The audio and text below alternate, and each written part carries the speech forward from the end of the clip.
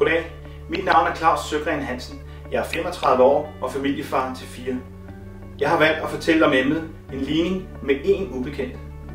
Til daglig der arbejder jeg for ingeniørfirmaet COWI. Hos COWI går logik og kreativitet hånd i hånd, og der går sjældent en dag, hvor vi ikke bruger matematik i hverdagen. I min fritid skriver jeg bøger og laver spil.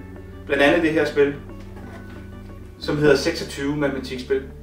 Netop udgivet af forlaget Alinea til brug i de danske skoler.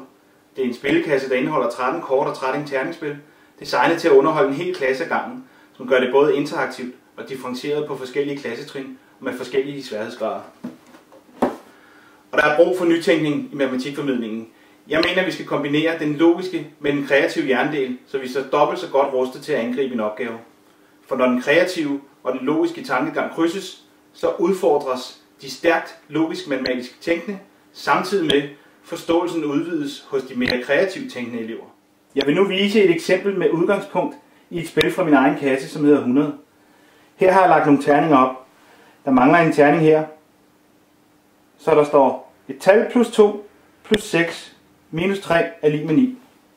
Jeg tager nu 3 terninger og prøver at kaste den, og så gælder det om at finde den terning, der passer bedst muligt på det her. Jeg fik slået en 6'er og en 6'er og en 1'er.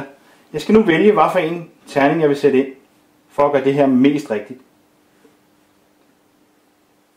Jeg tror, jeg vælger 6'eren. Så der står 6 plus 2, det er 8. Plus 6, det er 14. Minus 3, det er 11.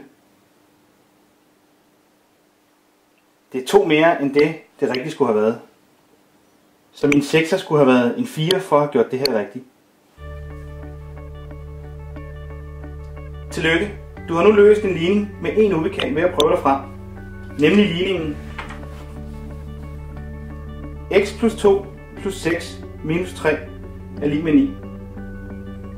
Nu kan vi så gå videre og løse ligningen teknisk matematisk.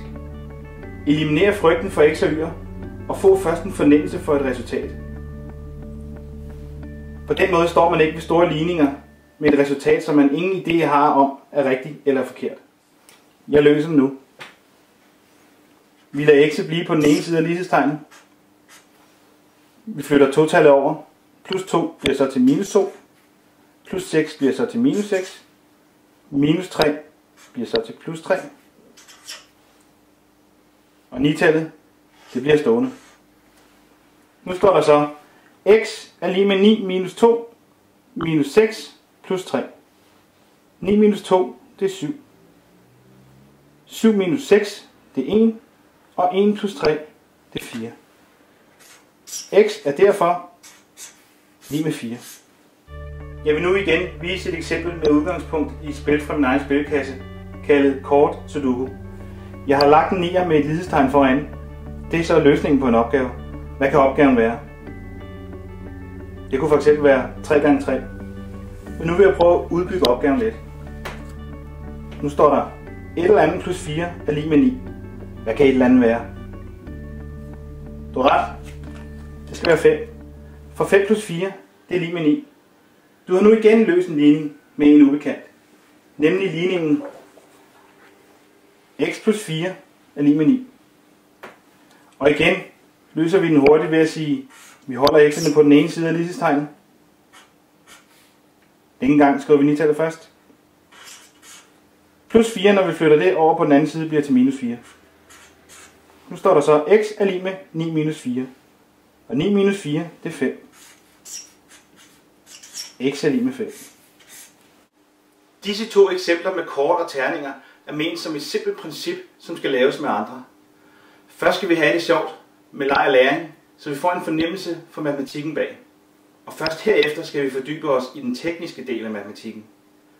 For det hæver motivationen til at lære og gør matematikken lettere at forstå, også ved hjælp af berøringen og det billedlige.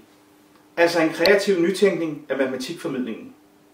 At udfordre kreativ matematisk tænkning og gøre det på en interaktiv måde er et rigtig godt supplement til dagligdagens matematikbøger.